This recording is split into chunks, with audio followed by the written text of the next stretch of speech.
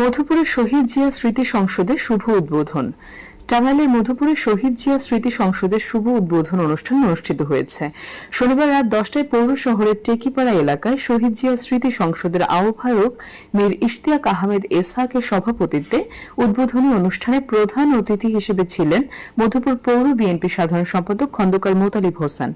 বিশেষ অতিথি হিসেবে উপস্থিত ছিলেন পৌর বিএনপি সহ সভাপতি রেজাউল করিম সিদ্দিক, ৫ নং ওয়ার্ডের সাবেক কাউন্সিলর শাহ আলম, উপজেলা যুবদলের আহ্বায়ক হযরত আলী, পৌর যুবদলের আহ্বায়ক সাইফুল ইসলাম সাগর, পৌর যুবদলের সাবেক সদস্য সচিব জহিরুল ইসলাম সুমন, যুগ্ম আহ্বায়ক আরিফুল ইসলাম, ৪ নং ওয়ার্ড বিএনপি সভাপতি আবু হানিফা, সাধারণ সম্পাদক সাইফুল ইসলাম খান, ৪ নং ওয়ার্ড যুবদলের সাবেক সভাপতি সবুজ আহমেদ।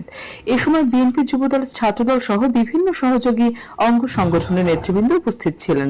অনুষ্ঠান সঞ্চালনা করেন শহীদ জিয়া স্মৃতি সংসদের সদস্য সচিব রফিকুল ইসলাম বাবলু। দিনের ভোট রাতে নিয়েছে, তাহলে সুস্থ নির্বাচন কেন্দ্র হবে। তাই আমরা আগামী জাতীয় সংসদ নির্বাচনে আমাদের প্রিয় নেতাকে আমাদের এই ক্লাবের মাধ্যমে এই টেকিপাড়া কেন্দ্র, এটি হল বিএনপির ঘাঁটি কেন্দ্র আছে, যে কয়টি গ্রাম আছে তার সাথে টেকিপাড়াটা হলো একটি বিএনপির দুর্গ। এবং বিএনপি একটা বারের জন্য হলেও যদি এমপি বানাইতে পারি, তাহলে আমাদের এলাকার সকলেরই আমরা নেতৃত্বে মধুপুরে একটি সুন্দর সুশৃঙ্খল দ্বারা আমরা যারা নির্যাতিত হয়েছি, সাধারণ মানুষ নির্যাতিত হয়েছে, আমরা এই 17-18 বছর আমরা কি ভোট দিতে পেরেছি? তাদের নিয়ম ছিল তাদের দ্বারা নির্যাতিত হয়েছি, তাদের দ্বারা ক্ষতিগ্রস্ত হয়েছি, এগুলা খেয়াল রাখবেন। এবং আমাদের নেতা খন্দকার মোতালেব স্বাধীনভাবে ঘোরাফেরা করতে পারি নাই, এরকম অনুষ্ঠান করে কোন জাঁকজমক ভাবে ক্লাব উদ্বোধন করতে পারি নাই।